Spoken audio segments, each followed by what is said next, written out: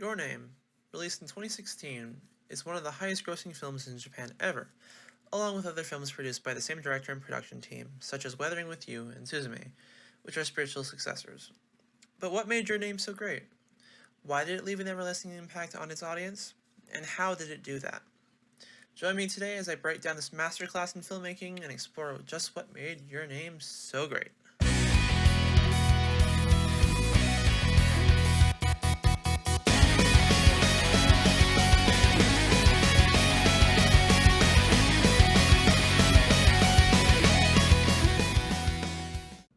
Your Name uses 7 specific elements, among other things, to create meaning and help the viewer understand the film on a deeper level, beyond the basic plot. These 7 elements, which will be the focus of this video, are camera angles and movement, lighting, sound, color, sets and props, motifs and symbols, and character development. You can't just throw these 7 elements into a film and expect it to be good. The whole team needs to have a clear understanding of how each of these ties in with everything else to help elevate the film to a whole new level. It is then and only then that you have what many would call a masterpiece. This is exactly what the producers behind Your Name did. With that out of the way, let's get started.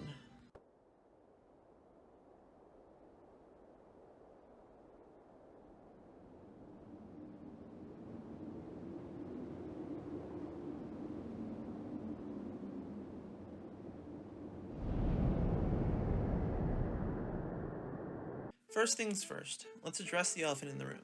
Yes, this is an animated film. However, that doesn't stop or limit it in any way. If anything, it opens the door to things that most live-action films don't have access to. Take, for example, the many wonderful and beautifully shot camera angles this film has. Not only do these help to set the scene, they tell the audience things that the characters never could, while also showing off just how expansive the world of Your Name is. There are countless examples of this throughout the film, but I would like to show off 2 specifically. Number 1. The opening shots of the film. I could talk about the scene for days, but I'll try to limit myself here. While you might not fully understand the significance of the scene the first time you watch this film, you will still know that it's there. It might be the way that it introduces us to the plot and main conflicts of the film before a single line of dialogue is spoken, it might be the way that it frames the falling meteor through the clouds, or it might be the way that the town comes into frame after the meteor disappears. But regardless of how you learn the significance, it's all thanks in part to how it was shot. A falling camera in time with a meteor. It tells its own small story instead of a larger one, and thanks to this, you know what's going to happen next. You're expecting it to happen, and then it cuts away, just as suddenly as it appeared. And with that, you're hooked. It's simply fantastic. Number 2, the reveal shot. This shot, along with everything else leading up to it, causes both the characters and the audience to experience the shock and disappointment of the reality of the situation. By this point, the characters have traveled for such a long time just to find this town, only to be told that they're 3 years too late, which is not only a huge letdown for everyone, but it also raises many questions that now need an answer. But it is this shot in particular that really emphasizes the gravity of the situation. The town is gone. It sets the tone for the second half of the film, and shows us the aftermath of the opening, almost like a bookend in a way. We know the opening, we know the ending, now it's time for the characters to rewrite the middle.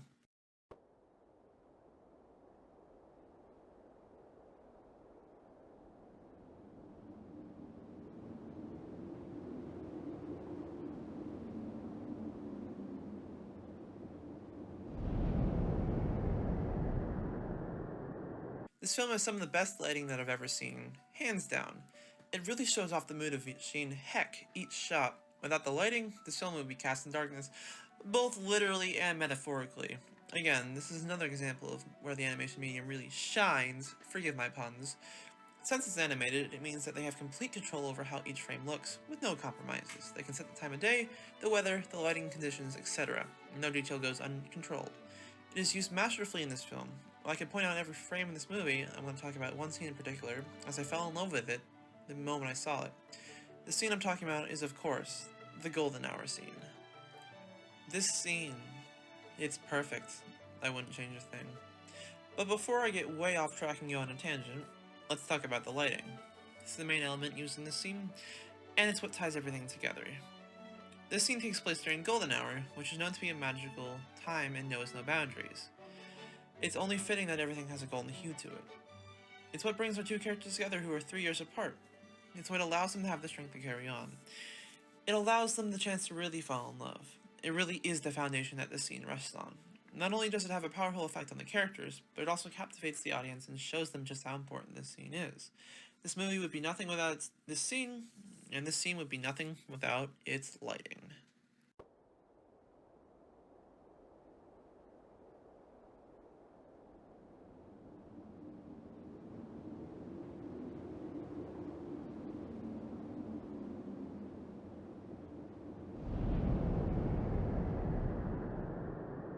They say that sometimes the absence of something is more powerful than if it was there, and this film knows that well.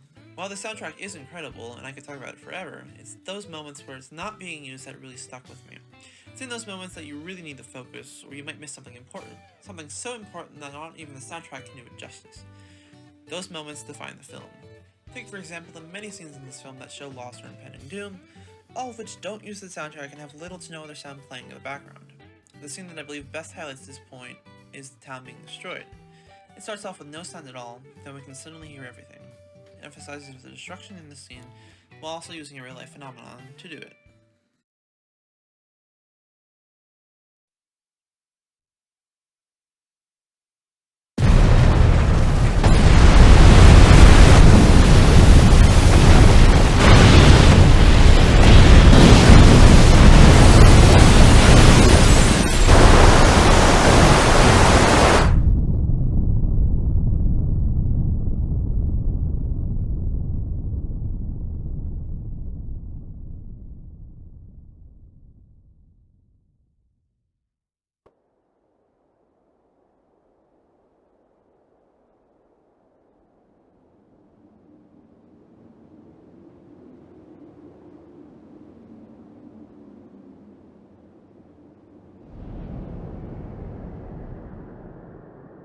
The color, it's mesmerizing, it's dazzling, and it's muted? Yes, you heard that right. Well, at most points in the film, the color is bright, and it's bold, and it's vibrant. During some scenes, arguably the most important scenes, it's not. It's more muted and restrained, which is intentional. The color is used to show the mood of the scene, along with the lighting, which helps to non-verbally communicate with the audience and tell them things about the scene that the characters can't. It shows, among other things, how the characters are feeling without them having to tell you, and allows the film to express things that it wouldn't be able to with just dialogue. The best films are the ones that don't have a lot of unnecessarily dialogue in them, and if you can explain something to the audience non-verbally, do it, as that will immerse them into the film even more, i.e., don't break their immersion by having a character say something that you could have shown. A good example of this is during the rainstorm scene. Rather than just having the character tell the audience how he's feeling, they show it in every other way, from the raging storm, to the muted colors, to the sound of the storm and the background music. They use everything but dialogue to explain the character's emotions in that scene, and it makes it amazing to watch.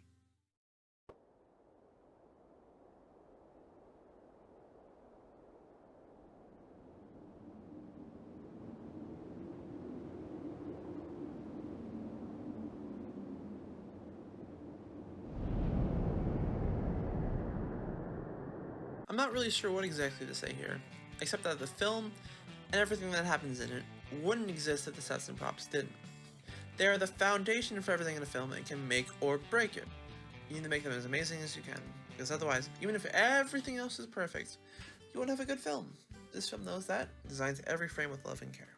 The backgrounds are beautiful, the meteor and other props are wonderful, and the characters are designed well and have lifelike expressions. What more could you want?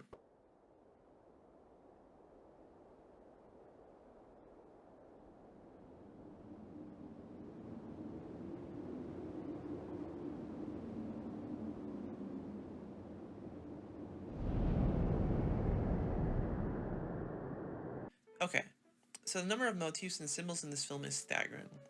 I could be here for days and still find new ones. Heck, I've watched this film 4 or 5 times now and I'm still finding new ones. It's crazy. First things first, the film isn't even linear, the timeline that is. It goes back and forth multiple times and likes to skip around. People have spent weeks of their lives, weeks, trying to figure out the timeline in this film and still have not figured it out completely. Then we have the body swapping and amnesia. The two main characters are swapping bodies, not just across space, but also time, which is insane and deserves its own video, which I don't have time to do right now. Along with that is the memory loss, which forces them to write rules and reports for each other so they have some idea of what has been going on. A part of that is the phone deleting all of her reports in his phone once he finds out the truth about the town and how it was destroyed, which then triggers him to start forgetting things over time, and almost forgets why he was doing what he was doing, until he forces himself to remember. Whew, that was a lot, and this is just the tip of the iceberg. If you're curious about the rest, please go watch the film. You won't regret it.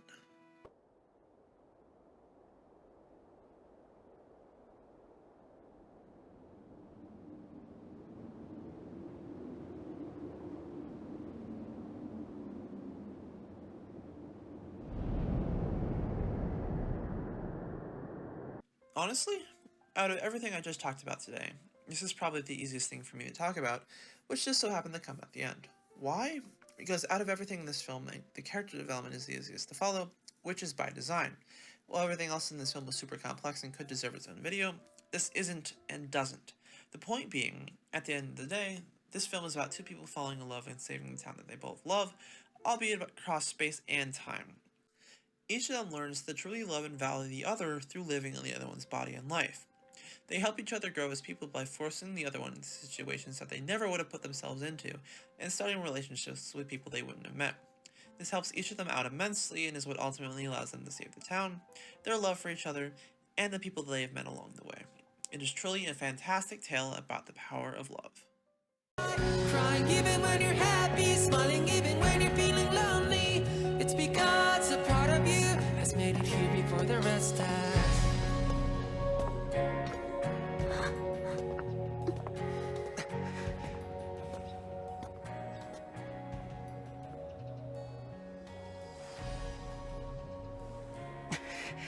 Excuse me! Have I met you somewhere?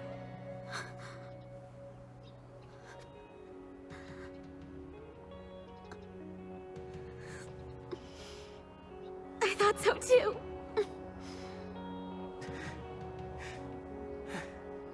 Can I ask you your name? The sorrowful gust of wind that blew right between you and me.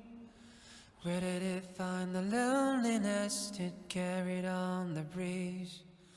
Looking up at the sky after shedding a stream of tears, I could see for miles of blue, it's never been so clear.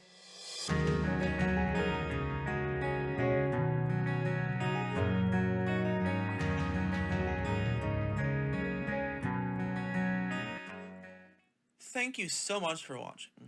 This was a lot of work to produce, but I also had a lot of fun. I don't know if I would do something like this again, but it was definitely a learning experience and I enjoyed it immensely. If you haven't seen this film yet, please, please, please, please go watch it. You won't regret it, even if I just basically spoiled everything about this film. Again, thank you so much for watching. Have a good evening, good night, good morning, wherever you are, and I hope to see you again soon. Bye-bye.